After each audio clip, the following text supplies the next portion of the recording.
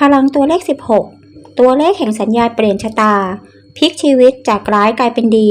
จากมืดกลายเป็นสว่างเลขนี้ในโหราศาสตร์คือตัวแทนของดาวอาทิตย์และดาวศุกร์พลังของดาวทั้งสองดวงนี้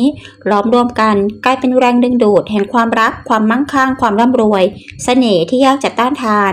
ใครมีเลขนี้อยู่ในเบอร์ในชีวิตมักจะมีการเปลี่ยนแปลงครั้งยิ่งใหญ่แบบฟ้ากำหนดผ่านบททดสอบอะไรมาหนักๆแต่สุดท้ายก็จะประสบความสำเร็จจะมั่นคงยั่งยืนและทรงพลังเลขนี้จะดึงดูดแรงบันดาลใจใหม่ๆผู้คนใหม่ๆโอกาสใหม่ๆเข้ามาไม่รู้จบเลข16ไม่ใช่แค่เพียงตัวเลขธรรมดานะคะแต่มันคือสะพานข้ามผ่านโชคชะตาที่จะนำพาคุณไปสู่ความสำเร็จอย่างสง่างาม